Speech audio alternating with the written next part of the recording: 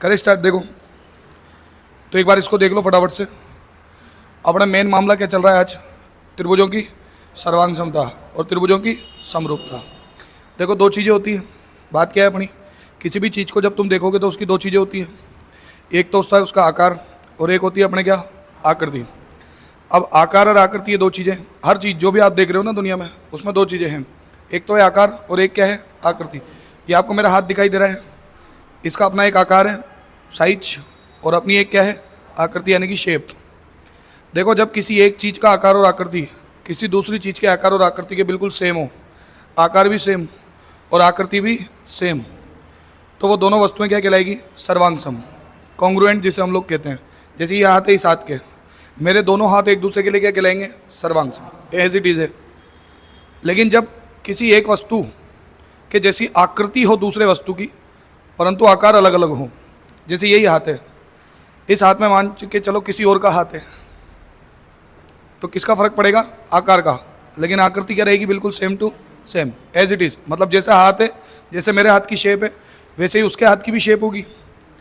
तो मेरे हाथ में जब उसका हाथ हो, आपने गाना सुना होगा पुराना, मेरे हाथ में तेरा हाथ हो, एक्चुअल में वहाँ पे गणित का रूप नियम लग रहा है, कौन सा, समरूपता। वो समरूपता है, आपके हाथ में आपका ही हाथ है तब तो सर्वांग समता है, आपके हाथ में उसका हाथ है तब क्या है, समरूपता। क्योंकि आकार छोटा बड़ा हो सकता है परंतु आकृति क्या है, same to same, as it is. जैसे हम लोगों ने बात करी, मान लो कि जुड़वा पिक्चर देखी आप लोगों ने, जुड़वा पिक्चर में सलमान खान दिख रहा है आपको, एज इट इज उसके जैसा दूसरा सलमान खान दिख रहा है, दोनों एक दूसरे के क्या कहलाएंगे, सर्वांग सम। आकार भी सेम है, आकृति भी सेम है, ना छोटा ना बड़ा, सेम एज इट इज। आप आईने के सामने खड़े हो, आपको अपना जो इमेज दिख रहा है वो क्या कहलाएगा, आपके सर्वांग सम, कॉन्ग्रुएंट। लेकिन हनुमान जी आपने देखा होगा रामायण में, कभी छोटे हो जाते, बड़े हो जाते हैं, कभी क्या हो जाते हैं, छोटे। तो छोटे वाले हनुमान जी बड़े वाले हनुमान जी के क्या रह जाएंगे, समरूप। आकार छोटा बड़ा हो सकता है परंतु दिखने में वैसा का वैसा ही। तो दो शब्द आपके सामने लिख रहे हैं, एक तो सर्वांग समता और दूसरा क्या है, समरूपता। सर्वांग समता को अंग्रेजी वाले कहते हैं कॉन्ग्रुएंट, समरूपता को कहते हैं सिमिलरिटी। तो जब आकृति और आकार, शेप और साइज दोनों सेम हो तब सर्वांग समता कहलाएगी। जब आकृति तो सेम हो लेकिन आकार अलग अलग हो सकता है, सेम हो तो हो जाएगा, कोई दिक्कत नहीं है, अलग अलग हो सकता है, तब क्या कहलाएगा, वो समरूपता, सिमिलरिटी। कोई दिक्कत यहाँ तक? आगे देखो क्या लिख रहे हैं। अब बात अपने क्या है कि अलग अलग चीज़ों की सर्वांग समता या समरूपता नहीं है, इंसानों की या अलग अलग चीज़ें जो प्रकृति में उनकी नहीं है, अपने सिलेबस में है त्रिभुजों की, तो अपन बात त्रिभुजों तक ही करेंगे। तो जब भी दो त्रिभुज सर्वांग सम है, सर्वांग सम यानी कि कॉन्ग्रुएंट है, जिनमें आकार और आकृति दोनों क्या है, सेम, तो होगा क्या कि दो सर्वांग सम त्रिभुजों के सभी संगत अंग परस्पर क्या होंगे, बराबर। यानी कि सभी संगत भुजाएं परस्पर क्या होगी, बराबर। एक त्रिभुज की तीनों भुजाएं अगर 3 4 5 है, उदाहरण के लिए मान लो एक त्रिभुज की तीनों भुजाएं 3 4 5 है, तो दूसरे त्रिभुज की भी तीनों भुजाएं कितनी होगी, 3 4 और 5, यस और नॉट। एक त्रिभुज की तीनों भुजाएं 9 10 11 है, तो दूसरे त्रिभुज की तीनों भुजाएं भी क्या होनी चाहिए, 9 10 11। अब समरूपता में क्या है, यह समझो, दो समरूप त्रिभुजों में सभी संगत अंगों का अनुपात परस्पर क्या होता है, बराबर। यहाँ संगत अंगों का मतलब है संगत भुजाएं, लाइन्स से मतलब है रेखाओं से, तो संगत भुजाओं का अनुपात परस्पर बराबर होता है। इसका मतलब क्या कि जो साइड है उनका अनुपात बराबर है, रेशियो बराबर है। इसको कैसे समझोगे, जैसे कोई त्रिभुज है, उसकी तीनों भुजाएं हैं क्या, 3 4 और कितनी, 5। दूसरा कोई त्रिभुज है, उसकी तीनों भुजाएं हैं 6 8 और 10। मतलब पहले वाले त्रिभुज की तुलना में दूसरे वाले त्रिभुज की जो तीनों भुजाएं हैं वो जस्ट क्या हो रही है, 2 गुना। अब ऐसा नहीं है कि एक भुजा 2 गुना हुई तो दूसरी भुजा 3 गुना या 4 गुना होगी, नहीं, एक भुजा 2 गुना है तो दूसरी और तीसरी भुजा भी कितने गुना है, 2 गुना। किसी एक त्रिभुज की तीनों भुजाओं की तुलना में किसी दूसरे त्रिभुज की तीनों भुजाएं या तो 2 गुना होगी या 3 गुना होगी या 4 गुना होगी या 5 गुना होगी, 1/2 गुना, 1/3 गुना, 1/3 गुना, तो जो भी है अनुपात बराबर है। तो जब सारी की सारी भुजाएं बराबर हो दोनों त्रिभुजों की, तब तो क्या कर रहा है काम, सर्वांग समता। जब भुजाओं का अनुपात बराबर हो, रेशियो इक्वल हो, तब क्या काम करेगा, समरूपता। ये पूरा का पूरा डिटेल दिख रहा है आपको, ये देखो मैंने बना रखा है, ये सर्वांग समता का निशान है, ध्यान रखना, चिन्ह ही है, साइन है। क्या हो रहा है देखो यहाँ पे ध्यान से, ये आपको दिखाई दे रहा है त्रिभुज ए बी और कौन सा लिख रहा है, सी। ये त्रिभुज डी ई और क्या लिख रहा है, एफ। तो ए बी के बराबर में कौन हो गया, डी ई। आप देखोगे ए सी के बराबर में कौन हो गया, डी एफ। और आप देखो बी सी के बराबर में कौन हो गया, ई एफ। ठीक है। तो ये संगत भुजाएं जो है ये आपस में क्या हो गई, बराबर। संगत भुजाएं मतलब कॉरेस्पॉन्डिंग साइड्स क्या होती है उसके बारे में चर्चा करेंगे अभी। ये देखो आप, ए बी सी जो है वो समरूप है डी ई एफ के, सिमिलर। अब होता क्या है, ध्यान से सुनना, कि अगर ये दोनों के दोनों त्रिभुज परस्पर क्या है, समरूप, तो ए बी का किससे अनुपात, डी से, बी सी का किससे, ई एफ से, और ए सी का किससे, डी एफ से। ये जो अनुपात है वो सारे का सारा अनुपात क्या रहेगा, सेम। अब कभी भी एक गलतफहमी मत पालना, संगत भुजाओं में जो बच्चों को गलतफहमी होती है वो क्या होती है, मैं आपको बता दूं गलती कहाँ करोगे। आप ये सोचते हो कि ये वाली भुजा इसके संगत है, यहाँ पे तो मैंने बना रखी है। आप ये सोचते हो कि ए बी जो है वो डी ई के संगत है, कोरेस्पॉन्डिंग है। ऐसा नहीं है कि जो एक जैसी पोजीशन में आपको दिख रही है। जैसे मैं आपको एक छोटा सा एग्जांपल दूं, कभी भी ये मत सोचना,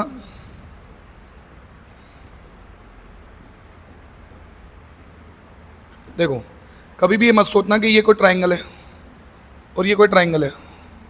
ये ट्राइंगल है ए बी और कौन सा, सी। ये है डी ई और क्या, एफ। आप ये सोचते हो कि ए बी जो है वो डी ई के संगत है, डी ई के कोरेस्पॉन्डिंग है। ऐसा नहीं है, ऐसा कतई नहीं है। संगत भुजाएं क्या है, कोरेस्पॉन्डिंग साइड्स क्या है, समझो। एक जैसे एंगल के सामने वाली भुजाएं कौन सी भुजाएं होती है, संगत। जैसे इसका ये कौन मान लो एक्स है, ये है वाई, और ये कौन सा है, जेड। इसमें ये एक्स है, ये है वाई, और ये क्या हो गया, जेड। अब कोई अगर कह दे ए बी के संगत भुजा है डी ई, तो ये तो गलत हो गया। ये दोनों एक दूसरे के संगत है क्या, नहीं, ये दोनों एक दूसरे के संगत नहीं है। कैसे पता लगेगा संगत भुजाओं का या कोरेस्पॉन्डिंग साइड्स का, एक समान कोणों के सामने वाली भुजाएं क्या होती है, संगत। जैसे यहाँ देखो एक्स के सामने कौन है, बी सी, तो बी सी। यहाँ बताओ एक्स के सामने कौन है, एक्स के सामने डी एफ। ये दोनों एक दूसरे के क्या कहलाएगी, अपने संगत। यहाँ देखो वाई के सामने, एंगल वाई के सामने कौन है, ए सी, और यहाँ एंगल वाई के सामने कौन है, डी। तो ये दोनों भुजाएं आपस में क्या कहलाएगी, संगत। यहाँ देखो जेड के सामने कौन है, ए बी, ए बी, और यहाँ देखो जेड के सामने कौन है, ई एफ। ये दोनों भुजाएं एक दूसरे के क्या कहलाएगी, संगत। तो संगत भुजाओं का मतलब ये नहीं कि जो एक जैसी दिख रही है आप उन्हें संगत कह रहे हो। ऐसा नहीं होना चाहिए कि ए बी जो है वो संगत कर दिया आपने डी के, कि सर ये एक जैसी तो दिख रही है ना। ट्राइंगल है, त्रिभुज घुमा के रख देगा एग्जामिनर, घुमा के रखते ही भुजाओं की पोजीशन चेंज हो जाएगी। बराबर कोणों के सामने की भुजाएं क्या कहलाएगी, संगत। तो देखो आप ध्यान से, ये देखो क्या कहा जाता है, संगत भुजाएं कोरेस्पॉन्डिंग साइड जिसे कहा जाता है। ठीक है, कोरेस्पॉन्डिंग साइड्स क्या है,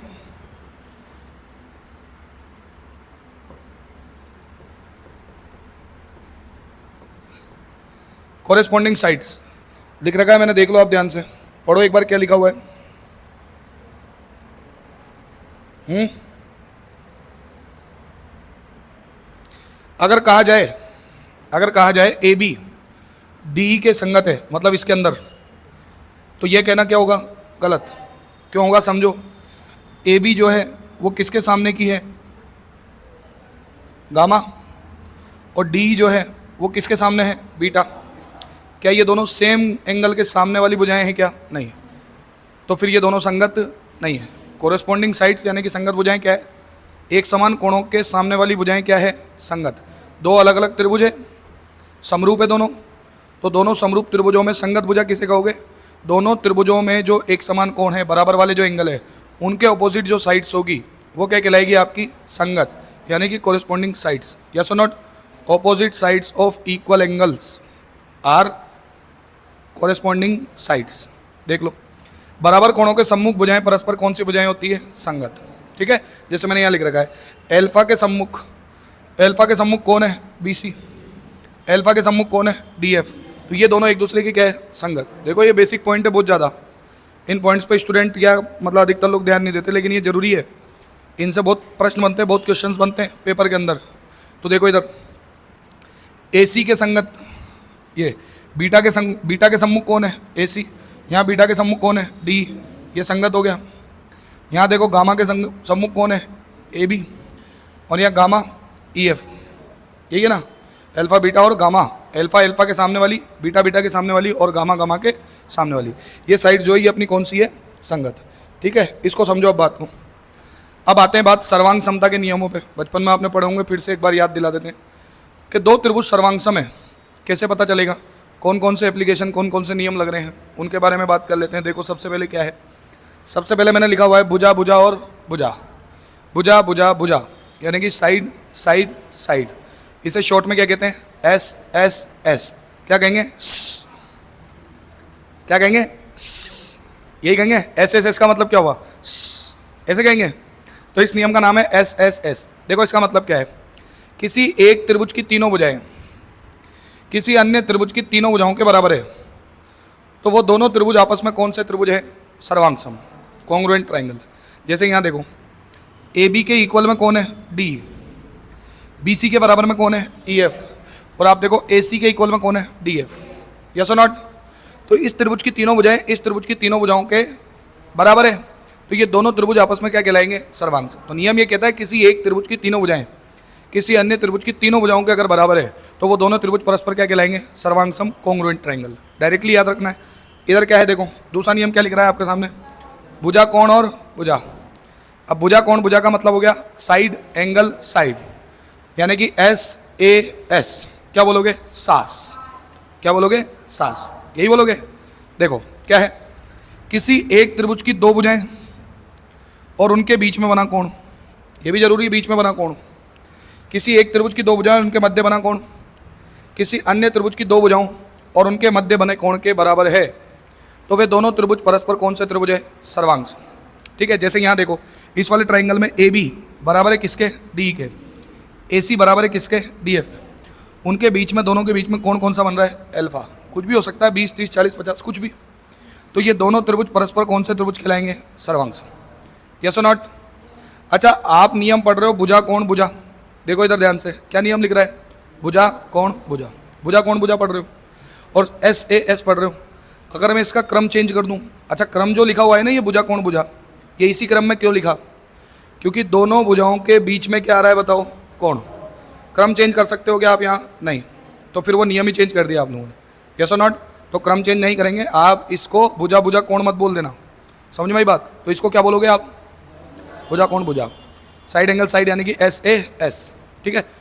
थर्ड वाला नियम देखो क्या लिख रहा है, कोण भुजा कोण। क्या होगा, कोण भुजा कोण। अब कोण भुजा कोण यानी कि angle side angle, angle side angle, यानी कि एंगल ए एस ए, आसा। क्या लिखा हुआ है, आसा। देखो, किसी एक त्रिभुज के दो कोण किसी अन्य त्रिभुज के दो कोणों के बराबर हो। जैसे इस वाले त्रिभुज में ये वाला कोण कितना आ रहा है, अल्फा। इस वाले त्रिभुज में ये वाला कोण कितना आ रहा है, अल्फा। इस वाले त्रिभुज यानी कि ट्राइंगल में ये वाला कोण कितना आ रहा है, बीटा। इस वाले ट्राइंगल में ये वाला कोण कितना आ रहा है, बीटा। तो ये दोनों कोण इन दोनों कोणों के बराबर है, और इनके बीच की भुजा, इनके अंतर्गत मतलब इनके मध्य की भुजा, इन दोनों कोणों के बीच वाली भुजा, ये बी सी, ये क्यू आर के बराबर है। तो किसी त्रिभुज के दो कोण और उसके मध्य की भुजा किसी अन्य त्रिभुज के दो कोण और उनके मध्य की भुजा के बराबर हो, तो वे दोनों त्रिभुज कौन सा नियम लगाएंगे, कोण भुजा कोण। इसलिए भुजा बीच में रखा हुआ है, और क्या लिखा हुआ है, कोण भुजा कोण। दो कोणों के बीच वाली भुजा और उधर भी दो कोणों के बीच वाली भुजा आपस में क्या होती है, बराबर। तो ये दोनों त्रिभुज कौन से त्रिभुज कहलाएंगे, सर्वांग सम, कॉन्ग्रुएंट। यस और नॉट। कोई दिक्कत यहाँ तक, पक्की बात है। देख लो, देखो आगे एक नियम मैंने लिख रखा है, कोण कोण और भुजा। अब यहाँ क्रम चेंज कर दिया, नियम में इसमें भी दो बार कोण है और भुजा है, नियम में इसमें भी दो बार कोण है और कौन सा है, भुजा है। ये नियम देखा जाए तो इसी नियम में से निकला हुआ नियम है, या ये जो नियम है इसमें भी यही नियम निकलेगा, लेकिन फिर भी इसको अलग से समझना जरूरी है। कई बार क्वेश्चन पूछ लेता है वो, और कैसे पूछेगा उसके बारे में अभी चर्चा करेंगे हम लोग। क्या कहेगा, ध्यान से सुनना। एक त्रिभुज ए बी सी, ठीक है, एक त्रिभुज आपका डी ई एफ है ना। इसको एक बार के लिए समझना।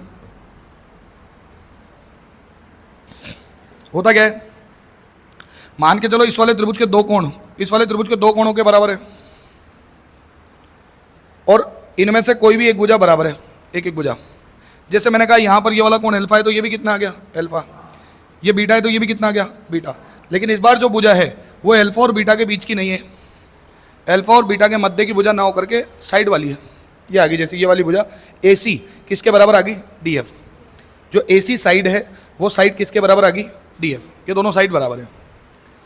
अब इस नियम को अलग से डिफाइन क्यों करना जरूरी है वो अभी क्वेश्चन में समझ में आएगा, लेकिन उससे पहले समझ लो ये दोनों त्रिभुज भी आपस में कौन से त्रिभुज है? सर्वांग सम, कॉन्ग्रुएंट। अब इसमें भी वही नियम लग रहा है। क्यों लग रहा है? सुनो, एक त्रिभुज के तीनों कोणों का योग कितना होता है? 180, 180, ये फिक्स है।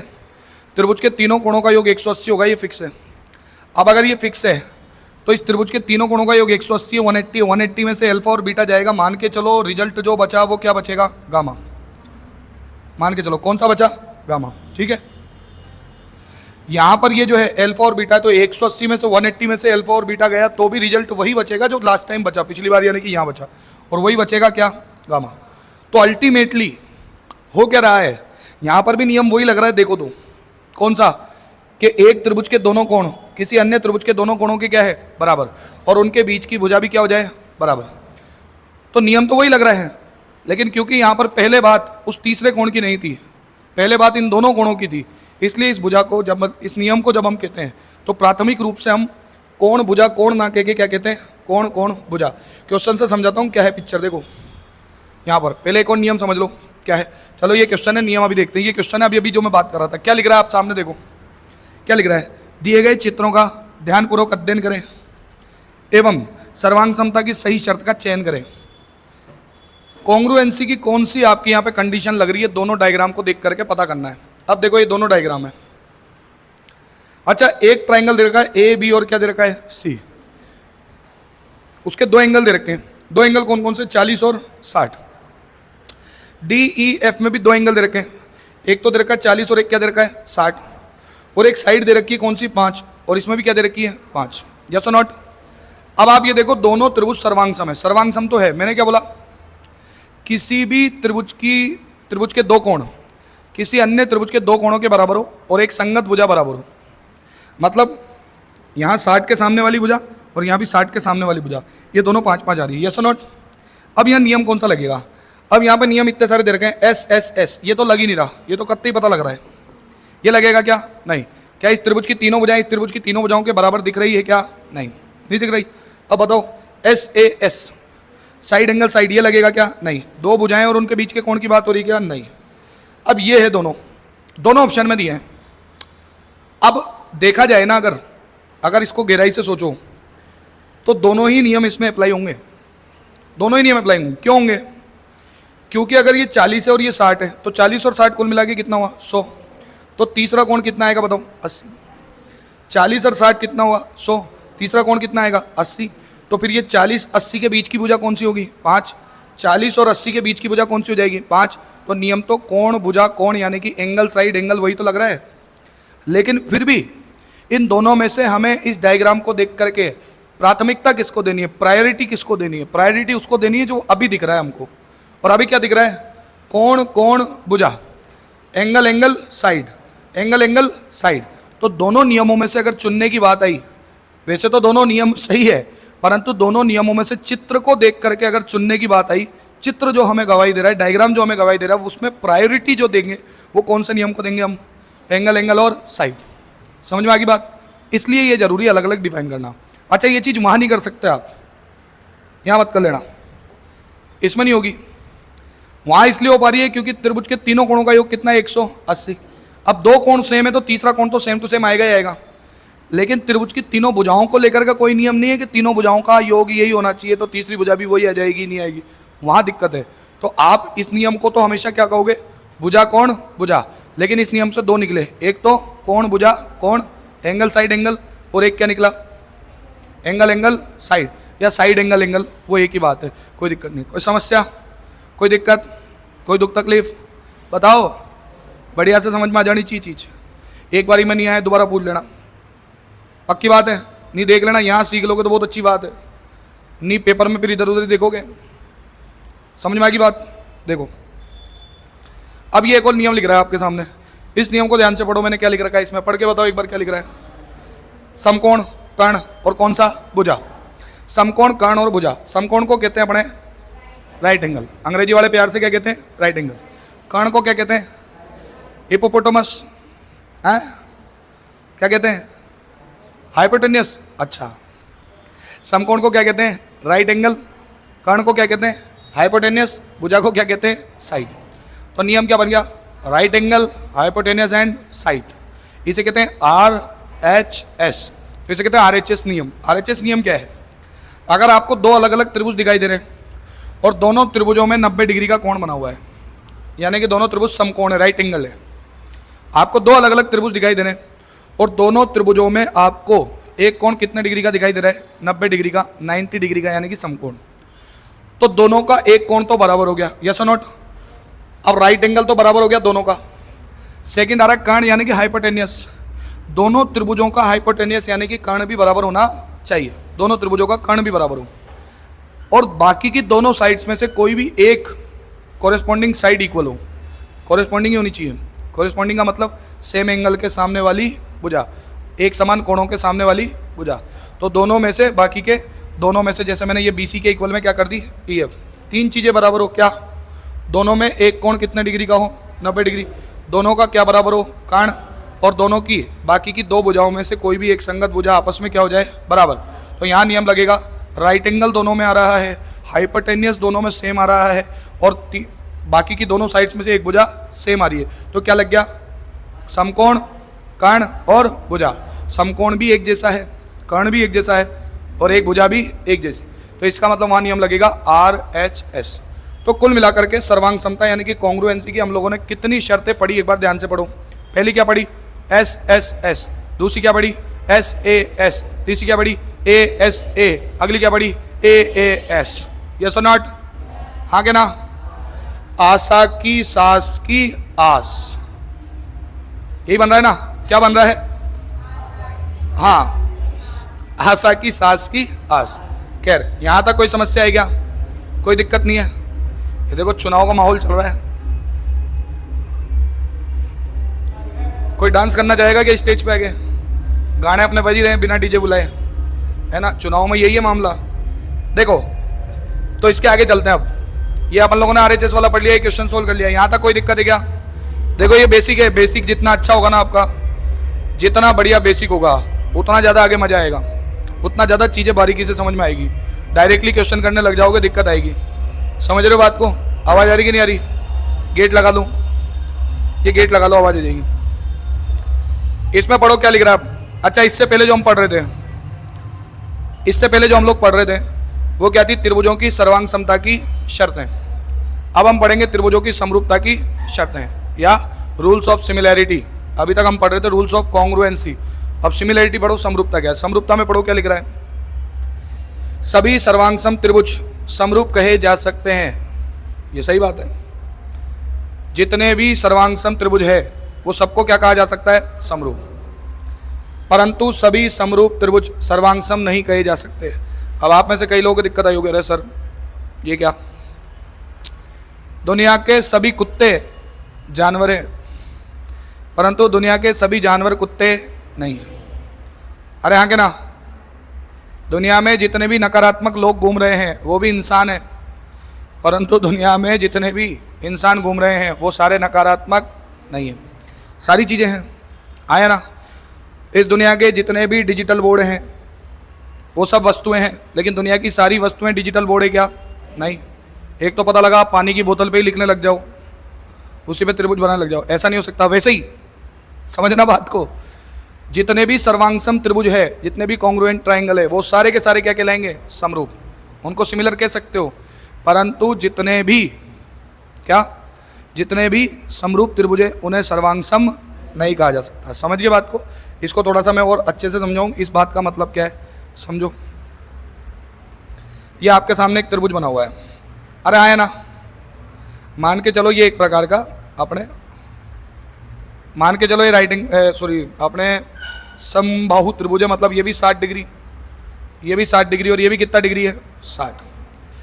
अब मुझे एग्जैक्टली इतना का इतना बड़ा ट्राइंगल बनाना पड़ेगा, एग्जैक्टली 60 60, और ये कितना है? 60। अब ये मान लो अपना ये है मेन ट्राइंगल, ये मेन ट्राइंगल है, और ये है इसके सर्वांगसम समरूप ट्राइंगल के जो एग्जाम्पल है वो अलग। अगर इस त्रिभुज के जितना का जितना ही है, उतना का उतना ही, जैसे ये 3 है, ये भी 3 है, और ये भी कितना है? 3।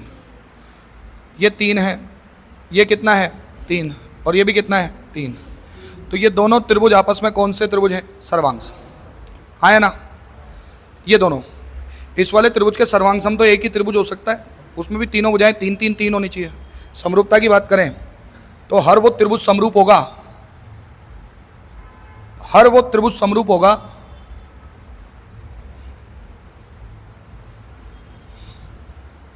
ये लो जिसमें सारी भुजाएं बराबर हो। 3 3 3 है ना? अगर मैं इसकी भुजा को 6 6 और कितना कर दूं 6, ये हालांकि 6 नहीं है पर मान लो, ठीक है ना? ये आ गया मान लो 12, ये आ गया 12, ये भी आ गया 12, ये आ गया मान लो 20 या 21, ये भी आ गई 21 और ये भी आ गई कितनी 21, ये आ गया आपका 15, ये आ गया आपका 15 और ये भी आ गया आपका कितना 15। तो ये जो मेन ट्राइंगल है इसके सर्वांग सम तो ये वाला ट्राइंगल है, और ये जो मेन ट्राइंगल है इसके समरूप यानी कि इसकी सिमिलर ये सारे ट्राइंगल है सारे, क्योंकि रेशो सेम है संगत भुजाओं का। कैसे? इन तीनों भुजाओं का 1 गुना है ये, इन तीनों भुजाओं का 2 गुना है ये, इन तीनों भुजाओं का 4 गुना है ये, इन तीनों भुजाओं का 5 गुना है ये, इन तीनों भुजाओं का 7 गुना है ये। 2 गुना, 3 गुना, 4 गुना, 5 गुना, 6 गुना, 7 गुना, 8 गुना, ये सब क्या कहलाएंगे आपके समरूप। यस और नॉट? जैसे कि मान के चलो 3 का पहाड़ा है, 3 6 9 12 15, तो 3 तो 3 के क्या है सर्वांग सम, लेकिन 3 6 12 15 ये सब जो अनुपात है उसको एक तरीके से त्रिभुजों की भुजाओं में देखो आप तो 4 गुना है तो 4 गुना, 5 गुना है तो 5 गुना, वो सारे क्या है समरूप। तो इसका मतलब क्या, दुनिया में जितने भी सर्वांग सम त्रिभुज हैं उन सबको क्या कहा जा सकता है समरूप, लेकिन सभी समरूप त्रिभुजों को क्या नहीं कहा जा सकता सर्वांग सम। आगे पढ़ो क्या लिख रहा है। तो अर्थात यानी कि सर्वांग समता की जितनी भी शर्तें हम लोगों ने पढ़ी अभी कॉन्ग्रुएंसी की, कौन कौन सी? एस एस एस यानी कि भुजा भुजा भुजा, side angle side, angle side angle, angle angle side और आर एच एस, ये सारे के सारे रूल आप सिमिलरली यानी कि आप सेम एज इट इज ऐसे कैसे अप्लाई कर सकते हो, कहाँ समरूपता में, सिमिलरिटी में, सेम एज इट इज ये के ये नियम। ठीक है, अब आगे देखो। तो ये सारे नियम समरूपता के भी हैं, तो हम लोग पढ़ रहे हैं समरूपता के नियम कौन कौन से हैं, रूल्स ऑफ सिमिलैरिटी। अब ये सारे नियम तो सिमिलैरिटी में, इसको दोबारा पढ़ाने की जरूरत है ही नहीं है, तो पढ़ ही लिए। इसके अलावा कौन सा है? इसके अलावा एक नियम अपना ये पढ़ो क्या लिख रहा है, कौन कौन और कौन, यानी कि एंगल एंगल एंगल। ठीक है, जिसे आप कहोगे ए ए ए, यानी कि किसी त्रिभुज के तीनों कोण किसी अन्य त्रिभुज के तीनों कोणों के क्या हो बराबर, किसी त्रिभुज के तीनों कोण किसी अन्य त्रिभुज के तीनों कोणों के बराबर हो तो वो दोनों त्रिभुज परस्पर क्या कहलाएंगे समरूप, सिमिलर कहलाएंगे। ठीक है ना। अब देखो कैसे, ये अल्फा है तो ये भी ये अल्फा है तो यहाँ अल्फा आ गया, ये बीटा है तो यहाँ बीटा आ गया, ये गामा है तो यहाँ गामा आ गया। अब यहाँ गलती क्या करते हैं लोग, ये भी समझ लेना। गलती आप ये करते हो, आप कहते हो त्रिभुज एबीसी, ट्राइंगल एबीसी सिमिलर है DEF के, ये गलत हो गया मामला। अब यही गलती कर दी आपने, एंगल्स के अकॉर्डिंग जमाना पड़ेगा। अब ये बीच बीच में बेसिक चीज़ें समझा रहा हूँ, समझ लो। अच्छा, ABC और DEF दिखने में जम ऐसे रहे, इस त्रिभुज के तीनों कोण इस त्रिभुज के तीनों कोणों के बराबर है, तो नियम ये कहता है दोनों के दोनों क्या हो जाएंगे समरूप, यानी कि सिमिलर। लेकिन इनको लिखोगे कैसे? अगर आपने ट्राइंगल ABC लिख दिया ABC, तो आप फोकस करो, आपने सबसे पहले क्या लिखा A, और A जब आपने लिखा तो आप ये फोकस करो कि A पर जो एंगल आ रहा है वो कौन सा आ रहा है अल्फा, तो फिर आपके पास यहाँ पर भी जो एंगल आएगा वो कौन सा आएगा अल्फा। अल्फा वाला जो सीड से जो वर्टेक्स है वो कौन सा है E, तो सबसे पहले A आया अल्फा वाला, तो सबसे पहले E आएगा अल्फा वाला सेम एंगल वाला। सेकंड नंबर पे यहाँ पे कौन सा आ रहा है बताओ B, यही है ना। तो B पे कौन सा एंगल आ रहा है आपका बीटा, तो फिर यहाँ बीटा पे कौन आ रहा है F, तो F आएगा। अगले पे आपके पास कौन सा आ रहा है बताओ गामा, गामा पे कौन आ रहा है C, तो यहाँ गामा पे कौन आ रहा है अपना D, तो DEF लिखने के बजाय इसको क्या लिखा जाएगा EFD। ये लिखोगे तभी सही लिख पाओगे, तभी आप संगत भुजाओं को सही से पहचान पाओगे। अगर आपने सही से लिख दिया कि हाँ भाई कौन सा ट्राइंगल किस ट्राइंगल के सिमिलर है, त्रिभुज तो हालांकि DEF और EFD दोनों सेम है, लेकिन जमाने का प्रभाव पड़ता है। इससे भी प्रश्न आ जाता है, आपको दो अलग अलग ट्राइंगल बना के उनके 3 3 कोण दे देगा दोनों के, और आपसे पूछेगा बताइए निम्न में से सही विकल्प क्या है, और इनको आगे पीछे कर करके 4 ऑप्शन सेट कर देगा। ABC समरूप होगा, सिमिलर होगा DEF के, ABC सिमिलर होगा EFD के, DFE के, इस तरीके से अलग अलग आपको सही का चयन करना पड़ेगा। उनमें से आप वही वाली बात है कि होने में तो EFD का हो, DEF का हो, FED का हो, सब सेम है, लेकिन प्राथमिकता किसको दोगे? उसको दोगे जो सही सेट हो रही है। तो यहाँ पर वो वाली बात है, कोई दिक्कत? ये कौन है? Angle angle angle. अब एक और नियम है, वो भी हालांकि इसमें से निकला हुआ है, सेम नियम है, रूल सेम है। क्या लिखा हुआ है? कोण। किसी त्रिभुज के 2 कोण, सिर्फ 2 कोण किसी अन्य त्रिभुज के 2 कोणों के बराबर हो। किसी त्रिभुज के 2 कोण किसी अन्य त्रिभुज के 2 कोणों के अगर बराबर है तो वो दोनों त्रिभुज परस्पर क्या कहलाएंगे? समरूप। अब बात तो वही है, अगर एक ट्राइंगल के 2 एंगल किसी दूसरे ट्राइंगल के 2 एंगल के सेम है तो थर्ड वाला तो ऑटोमेटिकली क्या हो जाएगा? सेम। किसी एक ट्राइंगल के 2 एंगल है x और y, दूसरे के भी x और y हैं, तो तीसरा वाला क्या आएगा? 180 माइनस x प्लस वाई, क्योंकि त्रिभुज के तीनों कोणों का योग कितना होता है? 180। तो पहले और दूसरे में तीसरा कोण तो ऑटोमेटिकली क्या हो जाएगा? बराबर।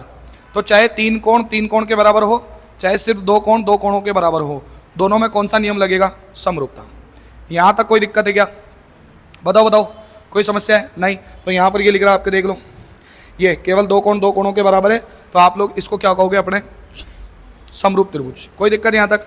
अब सुनो, मैंने यहाँ पर एक लाइन लिखी थी आपके सामने, ये इसको पढ़ लो, क्या लिख रहा है? 2 समरूप त्रिभुज में सभी संगत अंगों का अनुपात परस्पर क्या होता है? बराबर। अब इसको यहां डिफाइन कर रहा हूं मैं अच्छे से। ये देखो, ये क्या है मामला? देखो, अगर एक बार के लिए इमेजिन करो, मान के चलो आप लोग एक त्रिभुज है ABC और एक और त्रिभुज अपना, एक और त्रिभुज कौन सा अपना? DEF है।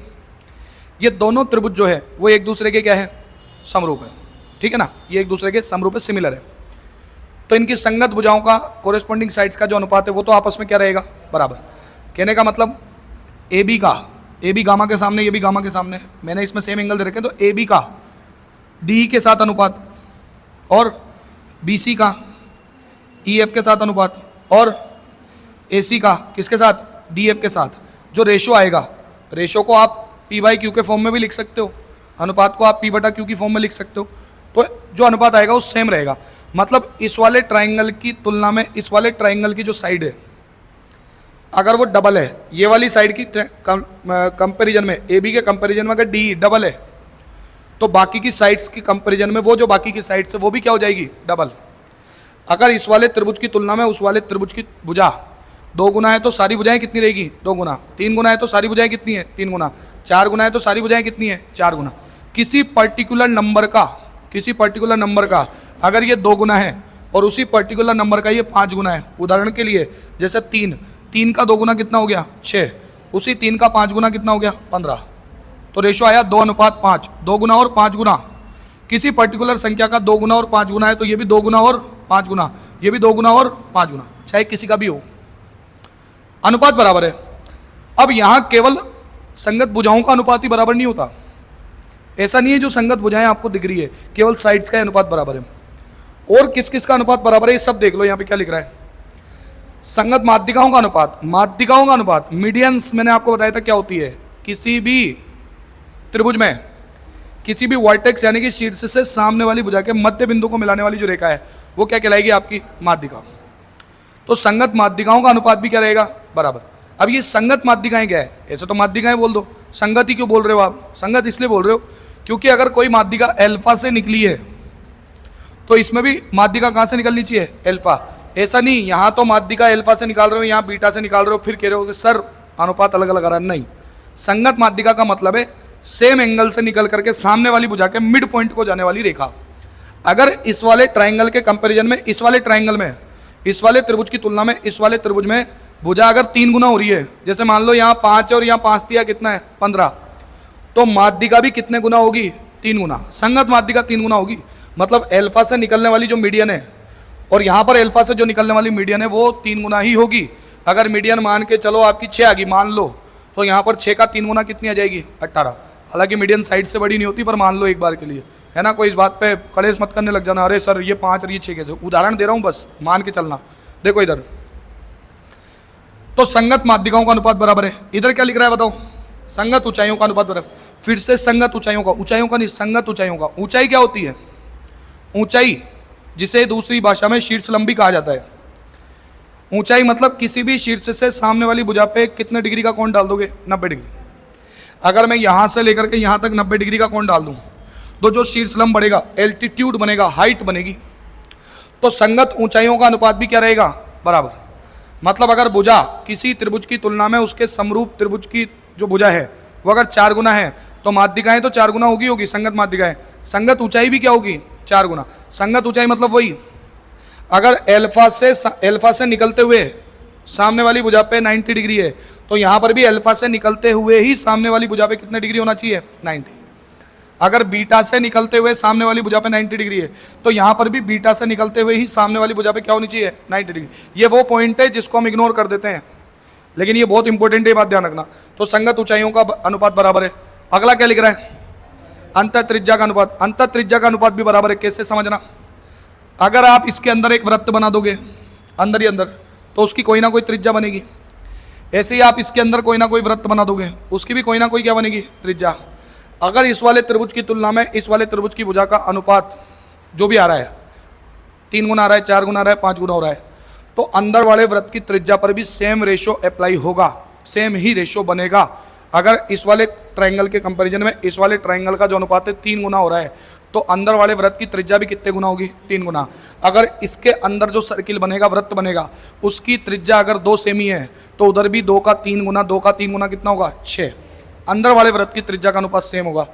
परित्रिज्या का अनुपात, सरकम सर्किल की जो रेडियस होती है बाहर वाले वृत्त की, अगर आप इस वाले त्रिभुज के बाहर एक वृत्त बना देते हो, इस वाले त्रिभुज के बाहर एक वृत्त बना करके आप कहते हो कि साहब उसकी जो त्रिज्या है, और इसके बाहर एक वृत्त बना करके क्या कहते हो? इसकी जो त्रिज्या है।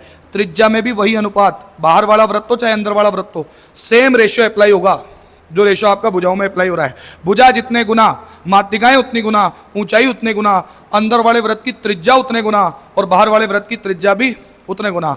न केवल इतना, बल्कि क्या लिख रहा है? परिमाप का अनुपात। दोनों ट्रायंगल के पेरीमीटर यानी कि परिमाप का अनुपात भी क्या होगा? सेम। भुजा 3 गुना है तो परिमाप भी कितने गुना होगा? 3 गुना। 4 गुना है तो परिमाप भी कितने गुना? 4 गुना। परिमाप क्या होता है? पेरीमीटर क्या होता है? परिमाप तीनों भुजाओं का योग, तीनों भुजाओं का योग क्या होता है? परिमाप। अब इसके कंपैरिजन में इस वाले ट्रायंगल की भुजाएं अगर 3 गुना होगी, सारी भुजाएं 3 गुना होगी, तो सारी भुजाओं का योगफल, इसका मतलब कितने गुना हो गया? 3 गुना। तो मैंने क्या क्या बोला? ध्यान सुनो। 2 समरूप त्रिभुज होते हैं, सिमिलर ट्रायंगल होते हैं। दोनों समरूप त्रिभुजों में संगत भुजाओं का अनुपात क्या होता है? बराबर। यस और नॉट? दोनों समरूप त्रिभुजों में संगत भुजाओं का अनुपात बराबर होता है। न केवल संगत भुजाओं का अनुपात बराबर है, संगत माध्यिकाओं का अनुपात भी क्या है? बराबर। संगत ऊंचाइयों का यानी कि शीर्षलंब यानी कि एल्टीट्यूड हाइट का अनुपात भी क्या होगा? बराबर। ऊंचाइयां नहीं, संगत ऊंचाइयां, माध्यिका नहीं, संगत माध्यिका। संगत बोले तो सेम एंगल से निकलने वाली माध्यिका या सेम एंगल से निकलने वाला शीर्षलंब। Yes not? अंदर वाले वृत्त की त्रिज्याओं का अनुपात, बाहर वाले वृत्त की त्रिज्याओं का अनुपात, और परिमाप का अनुपात, पेरीमीटर का रेशियो, ये सारा का सारा क्या होगा? सेम। इन सर्किल की रेडियस, सरकम सर्किल की रेडियस, पेरीमीटर की रेडियस, मीडियंस का रेशियो, हाइट्स यानी कि एल्टीट्यूड का रेशियो, और साइड्स का रेशियो, ये सारा का सारा आपस में क्या होगा? सेम। अब इसके बाद एक चीज और समझो, ये चीज कि अगर 2 त्रिभुज समरूप त्रिभुज है, 2 ट्रायंगल सिमिलर है, तो 2 त्रिभुजों के समरूप होने पर क्या होता है? जो भी इनकी संगत भुजाओं का अनुपात है, जो भी इनकी संगत भुजाओं का क्या है? अनुपात, कोरेस्पॉन्डिंग साइड्स का जो रेशियो है, आप अगर उनका स्क्वायर कर दोगे तो स्क्वायर कर देने पर जो रेशियो आएगा वो उन दोनों ट्रायंगल के किसका अनुपात आएगा? क्षेत्रफलों का रेशियो। क्षेत्रफल मतलब होता है एरिया, एरिया का रेशियो। इसको ऐसे समझे, मेरे पास 2 ट्रायंगल है, दोनों सिमिलर है, इसकी 2 है, एक भुजा इसकी, मतलब इसकी भुजा का अनुपात है मान लो 2:5। भुजाओं का अनुपात कितना आ रहा है बताओ? 2:5, 2:5। तो दोनों के क्षेत्रफलों का अनुपात क्या आएगा? 2 का स्क्वायर कितना आएगा? 4, और 5 का स्क्वायर कितना आएगा? 25। 2 का स्क्वायर कितना आएगा? 4, और 5 का स्क्वायर 25। मतलब इन दोनों के क्षेत्रफल का जो अनुपात आएगा वो 4 अनुपात कितना आएगा? 25। कोई समस्या यहाँ पर? तो संगत भुजाओं का अनुपात किन किन अनुपातों के बराबर है वो तो पता लगी गया, लेकिन इन अनुपातों का स्क्वायर कर देने पर इन दोनों समरूप त्रिभुजों के क्षेत्रफलों का क्या आ जाता है अपने पास? अनुपात। कोई समस्या नहीं है। आगे देखो, हंसते हंसते कट जाए रस्ते, जिंदगी यूं ही चलती रहे। आया ना? देखो, किसी को तकलीफ तो नहीं हो रही? पानी वानी पीना हो? और कोई समस्या तो नहीं? हाँ देखो इधर, अब ये हमें पता लग गया संगत भुजाओं का जो अनुपात है उसका स्क्वायर कर दोगे तो किसका अनुपात आएगा? क्षेत्रफलों का। रिवर्स भी करना जानते हो अब क्या है? क्षेत्रफलों का अनुपात दे दे तो अंडर रूट कर दो, किसका अनुपात आ जाएगा? संगत भुजाओं का। भुजाओं के अनुपात का स्क्वायर करने पे क्या आएगा? क्षेत्रफल। क्षेत्रफलों का अंडर रूट करने पे क्या आएगा? भुजाएं। ये दोनों, ये देख लो, संगत भुजाओं का अनुपात है, उसका स्क्वायर करोगे तो क्षेत्रफलों का अनुपात आएगा। संगत भुजाओं का अनुपात निकालना हो तो क्षेत्रफलों का अनुपात का क्या कर दो? Under root. यस और नॉट? ये मैंने लिख रखा है। इफ अगर ट्राइंगल एबीसी और ट्राइंगल डीएफ एक दूसरे के क्या है? समरूप।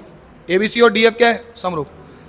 तो भुजा एबी का, ये जो दिख रहा है ना एबी, भुजा एबी का डी से अनुपात, भुजा बीसी का ईएफ से अनुपात और भुजा एसी का डीएफ से अनुपात, ये तो सेम है, लेकिन इन अनुपातों का अगर आप क्या कर दोगे? स्क्वायर, तो एरिया ट्राइंगल एबीसी और एरिया ट्राइंगल डीएफ, एबीसी के क्षेत्रफल और डीएफ के क्षेत्रफल का क्या आ जाएगा अपने पास? अनुपात। इन दोनों का क्या आ जाएगा अपने पास? अनुपात। यस और नॉट? कोई दिक्कत नहीं। अब क्वेश्चंस देख लेते हैं। मैंने क्वेश्चन लिख रखा है आपके सामने, है ना? चलो इस क्वेश्चन का सॉल्यूशन मैं दोबारा कर दूंगा आप लोगों के लिए, ताकि आपको दोनों चीज़ें बढ़िया से समझ में आ जाए। ये लो, आ जाओ, क्या लिखा हुआ है देखो। दो समबाहु त्रिभुज की भुजाएं क्रमशः 2:3 के अनुपात। समबाहु त्रिभुज, अब उसने ये नहीं कहा दो समरूप त्रिभुज, दो समबाहु त्रिभुज। अब क्वेश्चन कितना स्मार्टली आ रहा है देखो। दो समबाहु त्रिभुज मान के चलो, त्रिभुज एबीसी और त्रिभुज डीएफ है। आप कुछ भी मान सकते हो, कसम नहीं खा रखी। ये मत सोच देना सर एबीसी और डीएफ तो दिया ही नहीं, कहाँ से ले रहे हो? मान सकते हैं बेटा, एबीसी और डीएफ। अब दोनों की भुजाएं किस अनुपात में? भुजा 2:3 के अनुपात में। अगर दूसरे त्रिभुज का क्षेत्रफल कितना है? 81, तो पहले वाले का कितना है? दो समबाहु त्रिभुज है, दोनों समबाहु त्रिभुज में प्रत्येक कोण कितने डिग्री का आएगा? 60। पहले वाले समबाहु त्रिभुज इक्विलैटरल ट्रायंगल जिसे कहते हैं, उसमें भी 60 डिग्री है, 60। दूसरे वाले समबाहु त्रिभुज में भी तीनों कोण 60 यानी कि 60 और 60। तो दोनों त्रिभुज परस्पर कौन से त्रिभुज कहलाएंगे? समरूप। कौन से नियम से? एंगल। कोण। और दो समरूप त्रिभुजों में भुजाओं के अनुपात का स्क्वायर कर देने पर किसका अनुपात आता है? क्षेत्रफल। तो अगर भुजा का अनुपात दे रखा है कितना? 2:3, तो एरिया का जो रेशो आएगा, 2 का स्क्वायर कितना आएगा? 4, 3 का स्क्वायर कितना आएगा? 9। यस और नॉट? हाँ के ना? अब देखो, अब आपको ये दे दिया रेशो। अब उसने क्या कहा? दूसरे त्रिभुज का क्षेत्रफल कितना है? 81। यहाँ देखो दूसरे त्रिभुज का क्षेत्रफल कितना आ रहा है? 9। एरिया 9 की वैल्यू क्वेश्चन में कितनी दी है? 81। अरे 9 की वैल्यू कितनी दी है? 81। तो 1 की वैल्यू कितनी आएगी? 81/9। 9 से काटा 9 9 81, 9 सेंटीमीटर स्क्वायर। यस और नॉट? आंसर नहीं आया अभी। अच्छा, फर्स्ट वाले ट्राइंगल का जो एरिया है वो कितना है? 4। 4 यूनिट, 1 यूनिट की वैल्यू 9 है, तो 4 यूनिट की वैल्यू 4 9 4 9 36 सेंटीमीटर स्क्वायर। और यही क्या है आपका आंसर? अरे यही क्या है आपका आंसर? कोई समस्या? खटाखट हो गया। ऐसे क्वेश्चन कई बार आ जाते हैं, भर के आते हैं ऐसे क्वेश्चन। वहाँ बाल्टियाँ भर के देगा वो आपको, देखते हैं आप उसको झेल पाते हो कि नहीं झेल पाते। तो इतना बेसिक से समझाने के बाद तो झेल ही लोगे, कोई दिक्कत नहीं आएगी। अगला इधर देखो क्या कह रहा है यहाँ पर। हाँ ये भी देख लो क्या कह रहा है। दो समरूप त्रिभुजों का क्षेत्रफल, इस बार क्षेत्रफल दिया है। आ जाओ इसको भी करके दिखाते हैं। पहले भुजाएं दी थी, भुजाओं का अनुपात देके क्षेत्रफल पूछा था। अब क्षेत्रफल दे करके क्या पूछेगा वो? भुजा। देखते हैं क्या कह रहा है। दो समरूप त्रिभुजों का क्षेत्रफल क्रमशः 20 और कितना है? 45। दो समरूप त्रिभुज,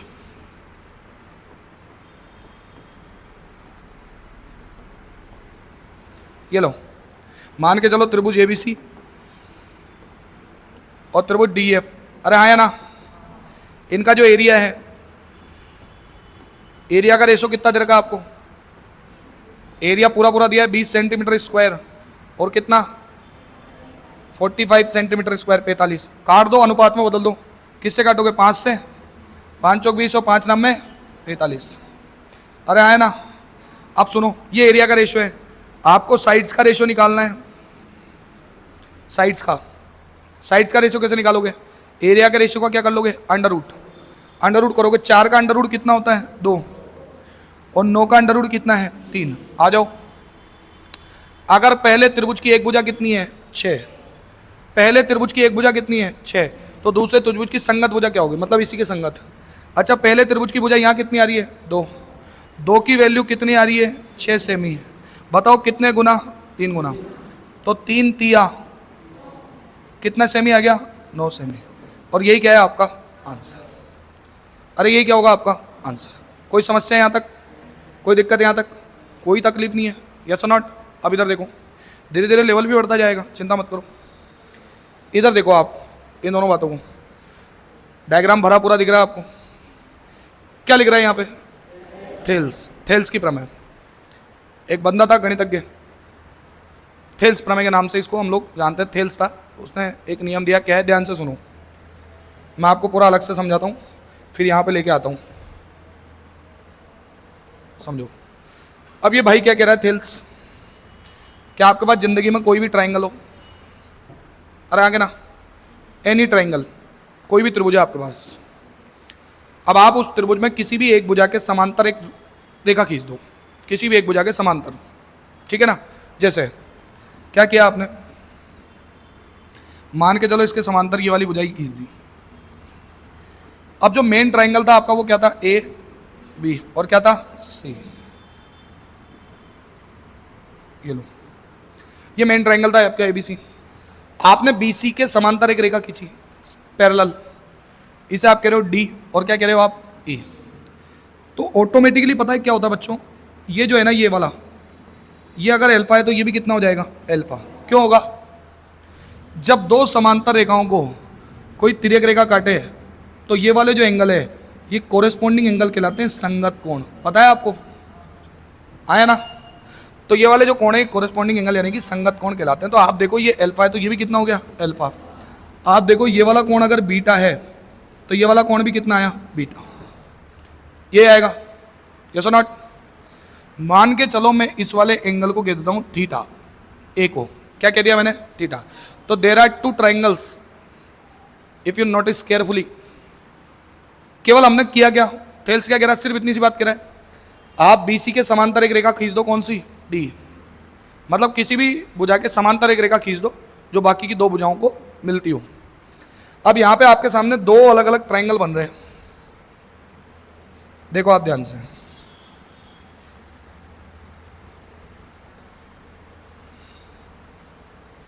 ये लो, एक ट्राइंगल बन रहा है आपका ए डी और कौन सा? ई।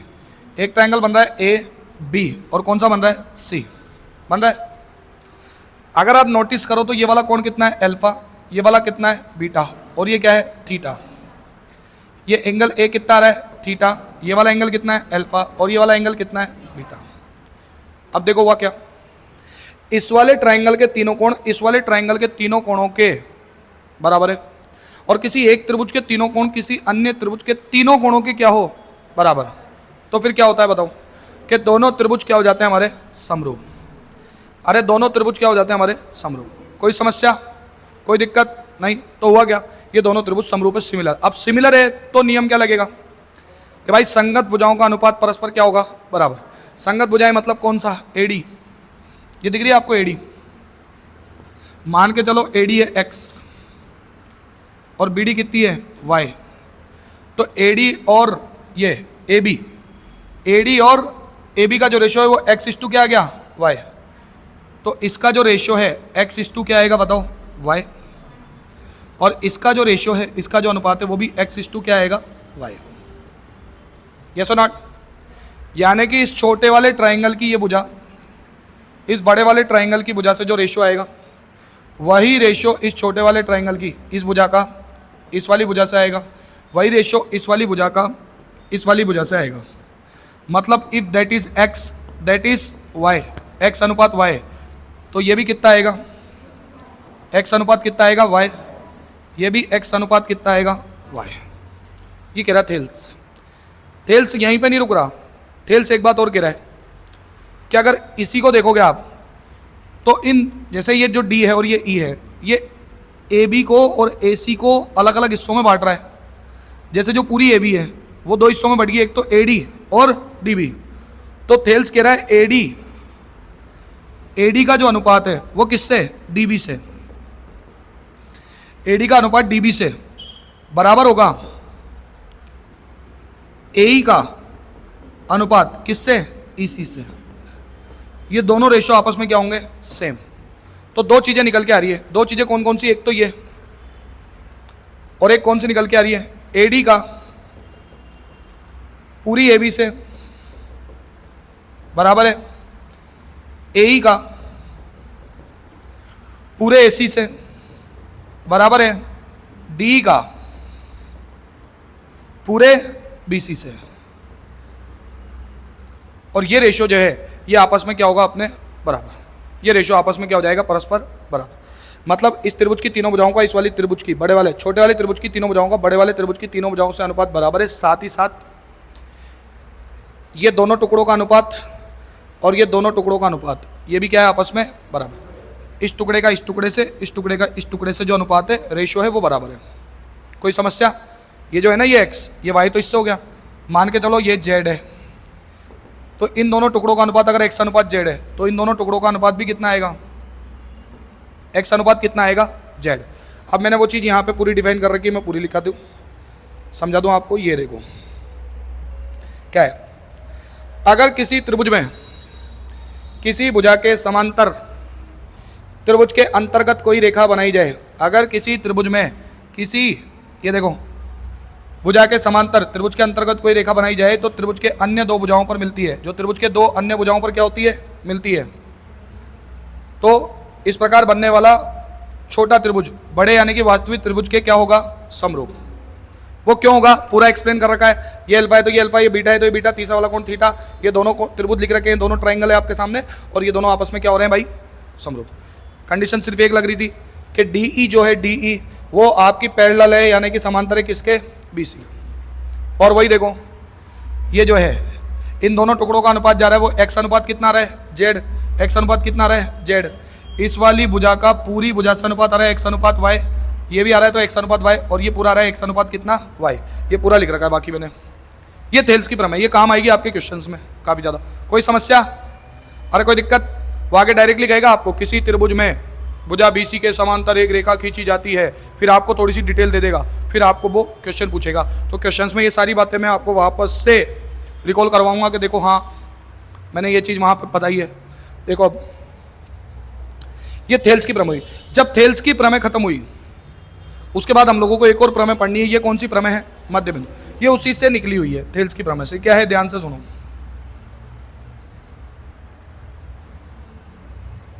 हाँ,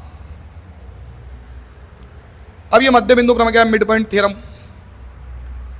आपने एक ट्राइंगल चूज किया, एक ट्राइंगल है आपके पास, ठीक है ना, एक ट्राइंगल है।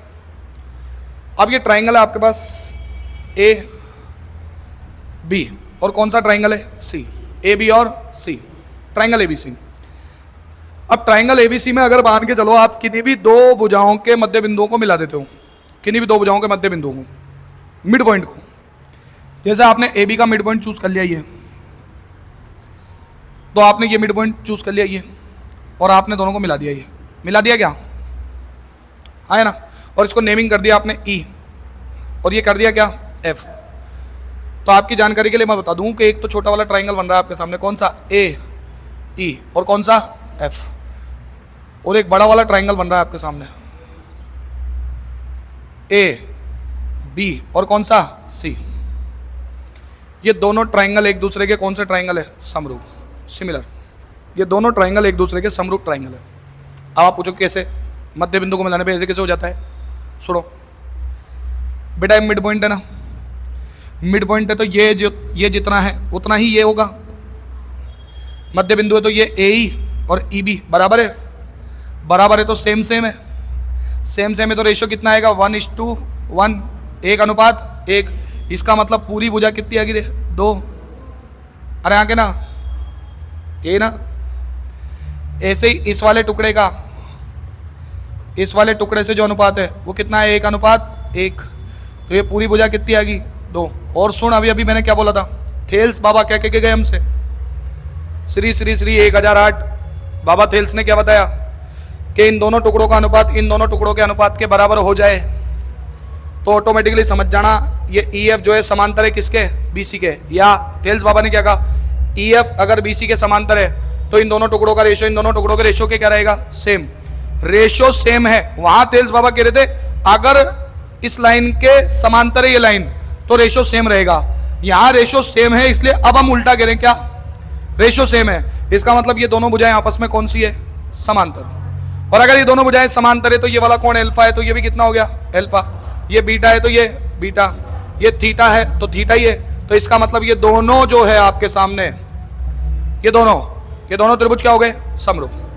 अरे आए ना। इसका मतलब मैं ये कह सकता हूं AE का पूरे AB से और AF का पूरे AC से, AF का पूरे AC से, EF का पूरे BC से, EF का पूरे BC से जो रेशो है वो 1:2 कितना है?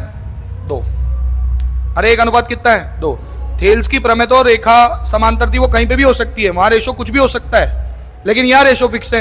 1:2 कितना आएगा? 2, क्योंकि ये कौन सा पॉइंट है? अपना मिड पॉइंट। और इन दोनों टुकड़ों का, इन दोनों टुकड़े के साथ जो अनुपात है, मतलब इन दोनों टुकड़ों का आपस में अनुपात और इन दोनों टुकड़ों का आपस में अनुपात कितना है? 1:1। ये AE अनुपात EB बराबर AF बटा FC। ये 1:1 कितना है? F। यहां तक कोई समस्या?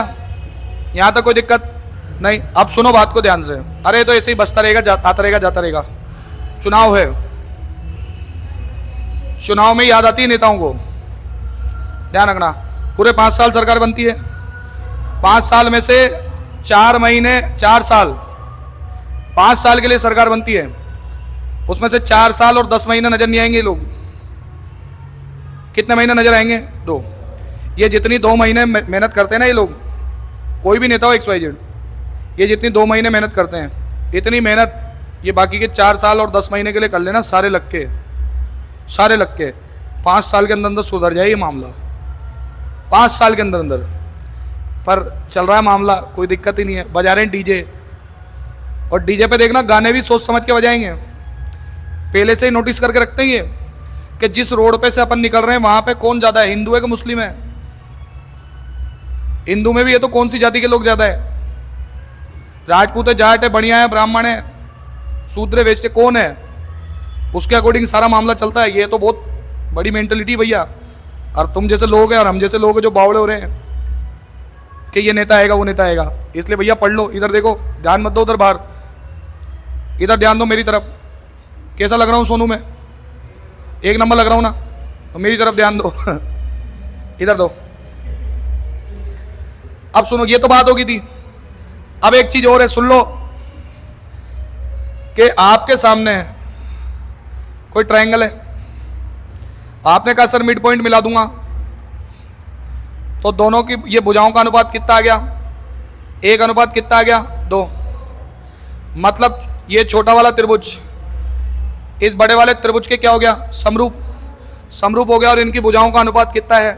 1। अनुपात कितना है बताओ? 2। तो इनके क्षेत्रफलों का अनुपात 1 का स्क्वायर कितना आएगा? 1। 2 का स्क्वायर कितना आएगा? 4 है। 5 कौन बोला? ये 2 का स्क्वायर 5 होता है क्या? एक वस्तु आती है सस्ता नशा, किसी ने किया तो नहीं है? इधर देखो ध्यान से। तो ये 1 है, ये कितना है? 4। तो ये अनुपात है 1:4। अब इससे एक चीज और ध्यान रखना, डायरेक्टली एक रिजल्ट याद करा रहा हूं मैं कि अगर कोई भी त्रिभुज है, ध्यान से सुन लो, उसकी 2 भुजाओं के मध्य बिंदुओं को मिला दोगे तो छोटे वाले त्रिभुज का क्षेत्रफल कितना आएगा? 1। जबकि पूरे बड़े त्रिभुज का क्षेत्रफल कितना था? 4 था। तो इसका मतलब अगर इस 4 में से ये 1 है तो ये बचा हुआ कितना है? 3, ये ध्यान रखना। एक तो आया ना।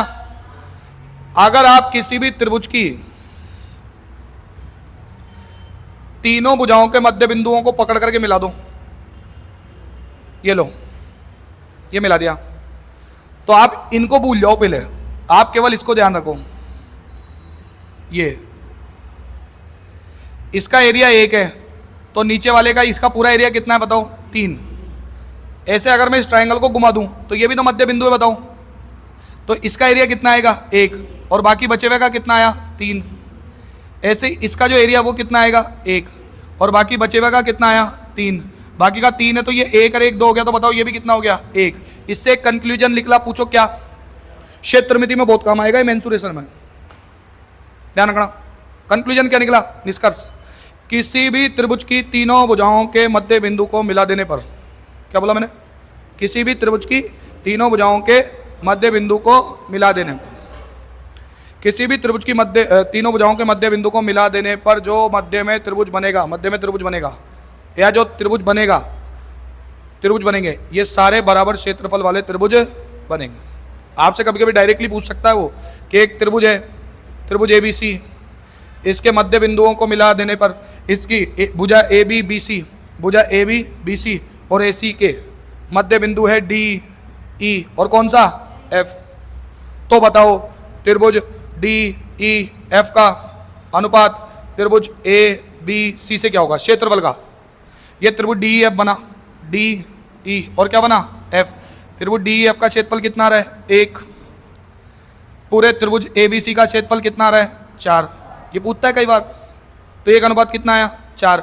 यही नहीं, आपसे और भी पूछ सकता है। एक त्रिभुज ABC है, इसकी तीनों भुजाएं AB BC और AC के मध्य बिंदु DEF माने गए हैं, और इन्हें मिला देने पर फिर आपसे पूछेगा त्रिभुज, जैसे ये A है, ये B है, और आपसे कहेगा C, आपसे कहेगा त्रिभुज ABC के क्षेत्रफल का अनुपात चतुर्भुज DECB से क्या होगा? तो त्रिभुज ABC का क्षेत्रफल कितना आ रहा है हमारे पास? 4। चतुर्भुज DEC और B, इसका अनुपात, इसका क्षेत्रफल कितना आ रहा है? अरे कितना आ रहा है? 3। पूछ लेगा आपसे इसी सवाल में, कह देगा वो क्या कि त्रिभुज ABC का क्षेत्रफल का अनुपात, त्रिभुज ABC के क्षेत्रफल का अनुपात चतुर्भुज DFCE से क्या होगा? ये रहा D, ये रहा F, ये रहा CE, DFCE से ये कितना है? 2। पूरा त्रिभुज कितना है? 4। काटो, 2:1। जाने कितने क्वेश्चन बन गए इससे, ना जाने कितने। तो एक तो हमने पढ़ी कौन सी? प्रमेय, थेल्स, और एक हमने पढ़ी कौन सी? मध्य बिंदु। आज हमने केवल नियम ही नियम देखे, क्वेश्चन कोई बीच में एक आधे करेंगे, लेकिन नियम ढंग से पता होने चाहिए, शर्तें बढ़िया ढंग से पता होनी चाहिए। इसके बाद करेंगे हम लोग क्या? क्वेश्चंस करने का मजा ही तब आता है, क्वेश्चन समझ में ही तब आते हैं। एक तो पता चला अंधाधुंध में ही क्वेश्चन कर रहे हो, बस क्वेश्चन ही क्वेश्चन कर रहे हो। क्वेश्चन कहाँ से करोगे? पहले नियम तो बताओ। मकान तो तब बनेगा जब नींव मजबूत हो। कोई समस्या आएगी यहाँ तक? देख लो। तो ये रहा मेरा नियम जो मैंने लिख रखा था, ये पढ़ लो एक बार। ये मध्य बिंदु प्रमेय, बिंदु D और बिंदु E, बिंदु D और E क्रमशः भुजा AB और AC के मध्य बिंदु है। यस और नॉट? आगे क्या कह रहा है? DE समांतर होगा किसके? BC के। DE समांतर हो जाएगा BC के, मध्य बिंदु बनते हैं, क्योंकि इन दोनों का रेशो सेम आ रहा है, 1:1। इन दोनों का रेशो 1 आ रहा है, इन दोनों का रेशो भी कितना आ रहा है? 1। दोनों का रेशो सेम है, तो थेल्स बाबा कह के गए इन दोनों का रेशो तो तभी सेम है जब ये दोनों भुजाएं आपस में क्या हो गई? समांतर। ये समांतर हो गई, और ये दोनों भुजाएं समांतर होगी। तो आपके सामने खड़े बाबा क्या कह रहे हैं कि छोटा वाला त्रिभुज इस पूरे बड़े वाले त्रिभुज के क्या हो गया? समरूप। त्रिभुज ADE, त्रिभुज ADE पूरे त्रिभुज ABC के क्या हो गया? समरूप। और ऐसा होने पर ये भुजाओं का अनुपात देख लो, मैंने लिख दिया 1:2 होगा। किसका? AD का किससे? AB से। AD का AB से, और AE का AC से, और DE का किससे? BC से। 1:, कितना आ गया? 2। अरे आगे ना, कोई समस्या? पक्की बात? देख लो, कोई दिक्कत नहीं है। तो देखो आगे, AD का अनुपात किससे? DB से, और AE का अनुपात किससे? EC से। 1:1 है, और इनके एरिया का रेशो आ गया 1:2 का स्क्वायर, 1:, कितना? 4। ये मैंने त्रिभुज बना रखे हैं, देखो ये आपके सामने, इससे डायरेक्टली आपके पास क्वेश्चन आएंगे। तो कोई दिक्कत यहाँ तक? ये हम लोगों ने नियम पढ़े, तो यहाँ तक कोई समस्या नहीं है। तो ये हुआ हमारे पास आज की क्लास का दी एंड। कर दें दी एंड। अगली क्लास में फिर मिलेंगे हम लोग इसी जोश और उमंग के साथ। आप भी जुड़े रहिए, देखते रहिए। आपको अब पता लगेगा क्लासें किसे कहते हैं।